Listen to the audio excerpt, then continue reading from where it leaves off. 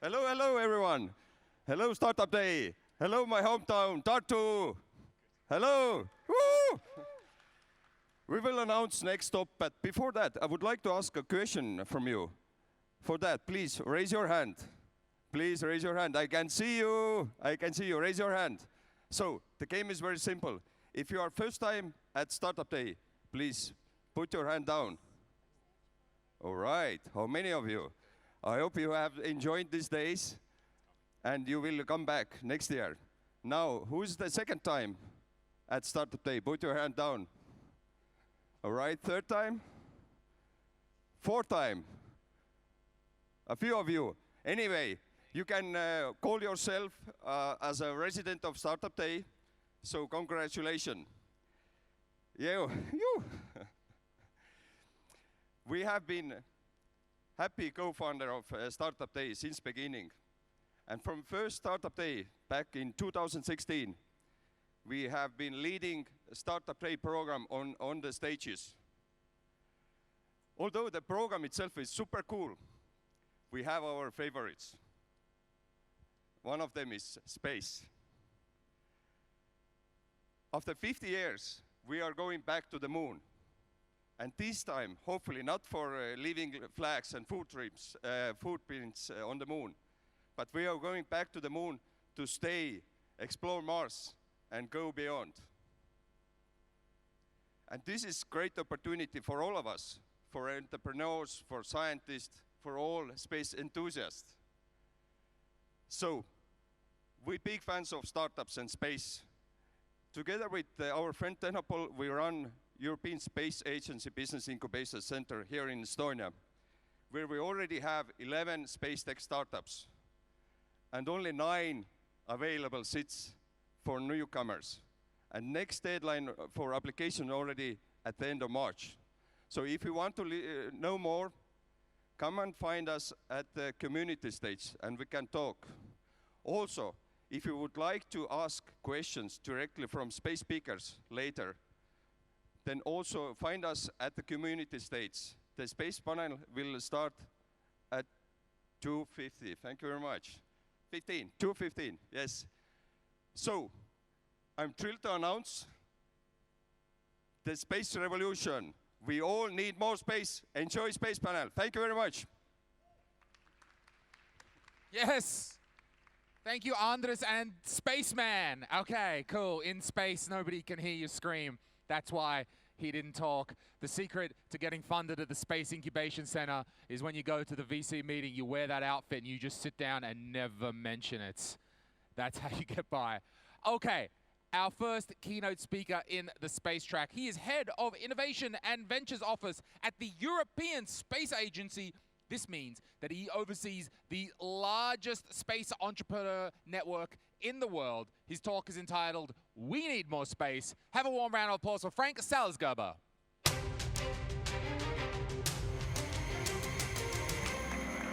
Thank you so much. Great to be here. Bad for the people which are not in the audience because they do not hear where the future starts and where to begin. We start early. We have a lot of slides, a lot of information. I speak pretty quick, so you have to follow. Do you remember your hero when you were 9? You remember your hero? Yes. What was it? Somebody went to space, most likely astronaut. That was also my hero. My hero when I was 9 years old was blue and 3 centimeters blue. That doesn't mean that he was pissed, but it was really blue. It was a Lego astronaut. And I thought that is the future. They had walking robots, moon buggies, rockets, and the moon base, and that was 78. And I thought that's the future. You know, we will travel to space, we have Wookiees, transportation, all the stuff. But what we got was Facebook and Twitter. So they cheated us. My name is Frank. I'm working for the European Space Agency, and these are our member states, including Estonia. And I was working for Apple, had my own startup company, and we support startups and business cases. And I'll speak a little bit in the next couple of minutes about what is space, what was, and what is the future, and where you can have a share in. And space, of course, is about astronauts. Last year, Christian Vogelsang was here, and he was on the space station. And the space station is our outpost, not far away, just 400 kilometers in the sky, rotating Earth with 28,000 kilometers per hour, so they don't part of a miles and more program. We have a lighter segment, this American segment, and a darker segment, this Russian segment. No, just kidding. They're all pretty working cool together, and it's a lab in the sky rotating around Earth. And here you see Alexander Gerst, and you see he's smiling, he has fun. But the stress of being as an astronaut outside of the space station is like going in a marathon. And when we're looking at just returned from Israel for the celebration of and the commemoration of Elon Ramon, he was on the shuttle. The survival rate on the shuttle was 1 to 36. That's bad, really bad. It's a great event, but your front row, sorry, you will not make it. So the astronauts are not doing this as a job because they get money. They do it for the countries, and they want to do research, and they do it for their curiosity. We have also space girls, Samantha Cristoforetti on her mission. Are there Star Trek fans in the audience? Some Star Trek, very good. These are not official ESA uniforms yet, you know, they're Star Trek uniforms, but maybe we'll work on that. But space is changing. On the back side, you see I would say a DHL truck, which is not DHL, it's from SpaceX. It's a cargo vehicle, and this becomes commercial. We have more and more companies doing commercial space stuff and supply the space station. I borrowed that picture of one of our astronauts, Andrei Kuipers, and I just spent the last week in Israel helping the Israeli government with their space startup program. And I like these pictures because it shows Earth in a very different area, in a very different view. You don't see borders, you don't see riots. The only thing what you see is the little atmosphere. You hardly see it on that picture, which is 100 kilometers, which make life on Earth or not. And we're treating our mothership pretty bad, because Earth is our spaceship, and you're all astronauts, if you want to do it, or like it, or not. So therefore, space gives you a different view. And this is the big question to my audience. Who is using space of you the last week? Okay. Who is using navigation and GPS in the handy, Uber, maybe a cell phone? By the way, the power grid is managed by the base time signal and the cell phone signal too. Weather forecast. Who's using space now? Okay, thank you very much. The problem is you do not see it. Space has become the digital backbone of our infrastructure. So nothing will move without space. But we also, of course, look to our mother planet Earth, how it's changing. And everything what you hear about climate change, you need somebody who tells the truth. And space is doing that, because pictures from space do not lie. And even when there are presidents say, there is no deforestation. This picture was made this year in Brazil, or last year in June in Brazil, and you see it. You cannot cheat from space. That's the good thing. If your patient is ill, you have to get it somewhere from this information, and space helps you that with Earth observation. And it's the same with navigation. We have the European program Galileo, and why that is so important? Because it's trust. Galileo brings trust. Which navigation signal you would trust your life, or otherwise? Which signal do you believe will be manipulated for the political, military purpose of a country?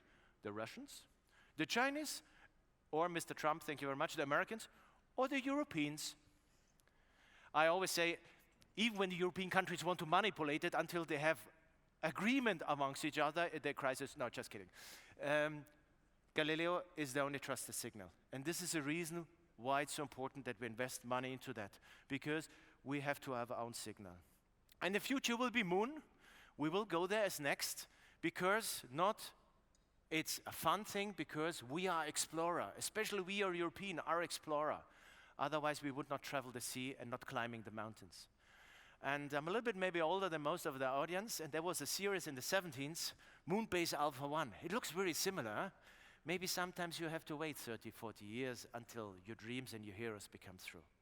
So that was the past. And now let's look what's happening today. And what's happening today is one of the things that was April 2015, and a startup, Falcon X, tried to land on 90 to 60 meters. 90 to 60 meters from space, trust me, is damn small. And the rocket was landing, it was blasting, it was not working. Typical startup failure. And let's see what the press, because as a startup you have to think about it. What other people think about you does not count. It's think what you think about you. So the American press in the school system says, okay, Falcon 9 almost landed. So it's a B grade or a 3, 2 in the school grades. Now let's see what the German press made out of it. The Germans very good in criticizing things. They say, SpaceX failed again. That's a F. It's a 6. Completely failure. And let's see what Alan said. Alan said, full wrap at the Chantilly assembly. Fan, ship is fine, minor repair, exciting day. It's a 1-. It's an A-. And this is what you have to feel. Don't listen to all these other people say, oh, it's bad, doesn't work. Don't listen, continues. And 1 year later, Alan was proving that it's working. And last year, he did even cooler things. You heard that when he's shooting these Teslas to the sun. Who saw that video? Okay. Who stopped there and or who has seen it until the bitter end? Only a few, huh? Because this is space. So there are 2 rockets. They're turning. And this is doing parallel. The third rocket was not going, but these 2 rockets were going parallel. And this is still animated. And then they go, and this is a live picture. The middle booster goes on. Cape Canaveral, they're looking to that. This is real speed. And then they slow down from 28,000 kilometers and land in Cape Canaveral. Launch spots goes out, and they're landing simultaneously where they should land. And they have fun. You hear that? This is space yesterday. That's last year. Is it cool? That's not science fiction. This is what you do today. So technology is one thing. Which line is longer? The same? No, they're not the same. I changed it yesterday. But it's good. Yeah, but it's, maybe in 1 year everybody knows that track. Eddie Orbeck said the business model has changed 15 years ago, and we were all sleeping because it was midnight. We are falling into traps because we think we know the pattern. It does not work, we don't do it. Works, we do it. And that's not wrong. We have supported over 800 startup companies, 400 business cases, and I would always say none of them have a problem with technology because they're great people, great engineers. They have a problem with the business model, and this is what you should focus on in entrepreneurs. And the business model in space is changing. I take Alan as an example. So the business model in the past of rockets was you buy a rocket, and then you lift it and gun. It's like you send a DHL parcel and buy the lorry. Makes no sense, huh? You fly to Mallorca, vacation, you buy the plane. Expensive. That was our business model. So NASA and DoD decided we give $2 billion in contracts to a company called SpaceX to change the business model, and you only pay for payload, and then you reuse the rocket. So the kilo price from the shuttle was $40,000 going in lower orbit. Alan gives the kilo price for $3,000, $3,000, 16 times, because you change the business model. And some of the answers of a rocket companies say, we make our rocket cheaper. Will not work. It's the business model, because you can reuse the rocket. And this is what you have to do when you have a technology. Look to the business model and not only to the technology. We also do it in Europe. We have a startup in Spain which building rockets. Pretty cool, Raul and his team in the near from Alicante. And these are the launching sites. There are about 150 companies working on micro launchers. And I have to tell you, the rocket part of space is the smallest market. It's about 7 billion. The big market is the downstream, is the data stuff. And this was space in the past, telecommunication. But the problem is that you all, like my kids, I have 2 boys, Lucas and Johannes, you'll see one of them later. They're using Netflix and Twitter, and therefore they have a minus. They have up till 38% minus. And if you need today satellite, you buy it in a web shop. ISS Space, one of our startup companies. And if you cannot launch it, they do it also for you. And if you do not watch your business model, you become Toys R Us. And you're out of business because the stuff is shipped by Amazon. And when we go now, and there are certain tracks about mobility, this is the coverage of cell phone mobility, and this is 3G and 4G. Yellow is 4G. And I say, is the rest, the white spot, is a coverage about 7%. And the rest of the world is nobody ships, flies, walks. Internet of Things will not work like this. This is the reason why space takes care of the over 90% of coverage in the world, to allow Internet of Things and have mobility of Internet everywhere. This is the reason why the space market becomes a $1 trillion market. And we built about There are about 20,000 satellites planned for the next 6-7 years to be installed in lower Earth orbit, which makes a constellation to have Earth observation, imagery, telecommunication, that means internet everywhere. That's the internet of the future. And there will be a laser backbone covering that. So this is what the industry working now. And there are companies like our startup company in Switzerland making satellites to get away satellites out in the orbit which are not working. Why is that important? Because when you have a constellation of satellites like the Highway A6 going from Germany to Austria, when you have 3 cars creating a traffic jam, nobody can move. That means your entire investment goes bust. So if you have 3-4 wrong satellites which are not working, it kills the operation of the entire orbit constellation. So 3 billion budget would be gone. Therefore, you have to remove it. I jump a little bit quicker. This we have done with Earth observation. We were flying over San Francisco. That's a Millennium Tower, 200 floors high. And hopefully nobody has a flat there. And we took the radar data.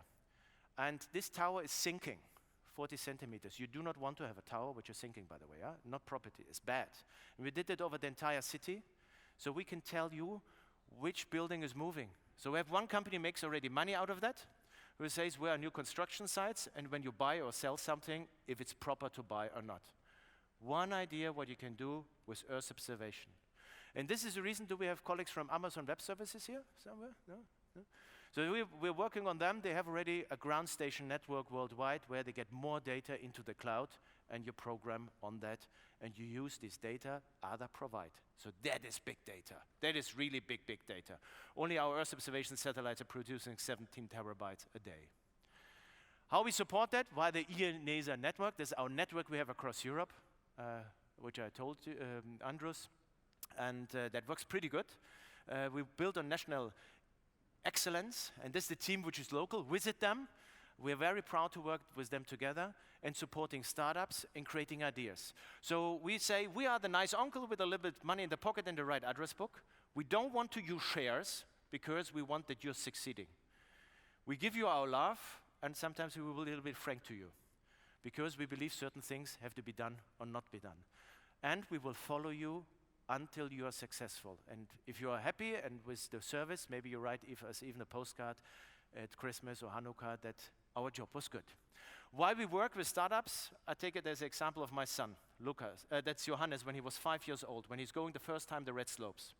You have blue slopes, downhill skiing, which are easy. Red is already tough. Black is when you want to kill yourself. But he was 5 years old, and then, of course, falling down, standing up, falling down, standing up, falling down. At the end of the day, you see, he's still smiling because he gives a shit. And this is the reason why we work with startups, because they have no fear and little respect. They can take the risk.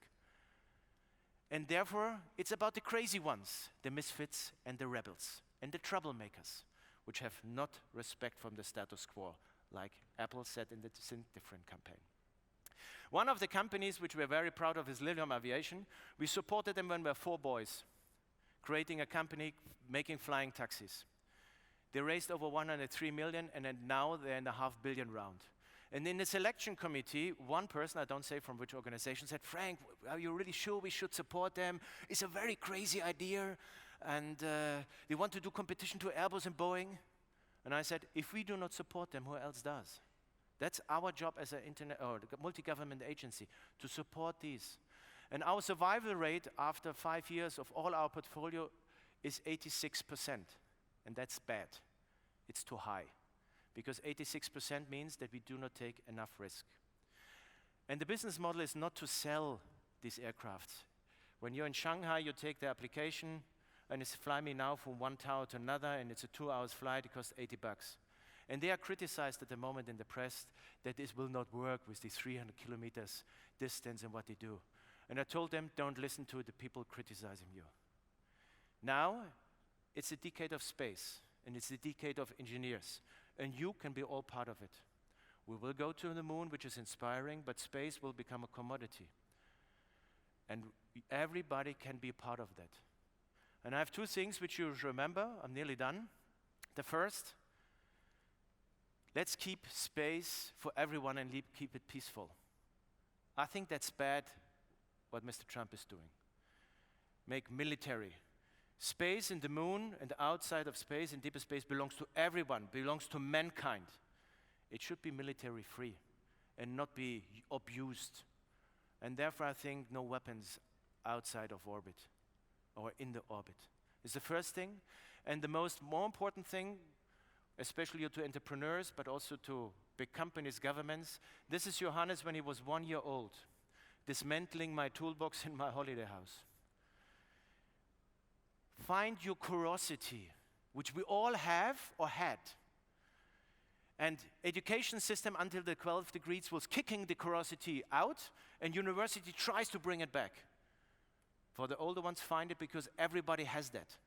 This is the driver of innovation. This is the driver of success. This is the driver not to listen to the others. And I close with a picture of Mars Express on the way to Mars 2003, which shows us an image which we do not know. Normally we know the pictures when you see the moon in the nightlight sky, or the Apollo pictures when we look down to Earth, but this picture is unfamiliar with. On the one side we see Earth, on the other moon. And sometimes it's enough, you just turn 30 degrees. And that's the space you need to get your business off the ground. Thank you very much. Thank you, Frank.